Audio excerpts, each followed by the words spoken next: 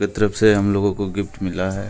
अभी खोलते हैं इसको, फिर देखते हैं क्या क्या है। ये देखिए होली का गिफ्ट मिला है, तो इसको भी ओपन करते हैं, फिर देखते हैं क्या क्या है। ये देखिए एक तिलक है।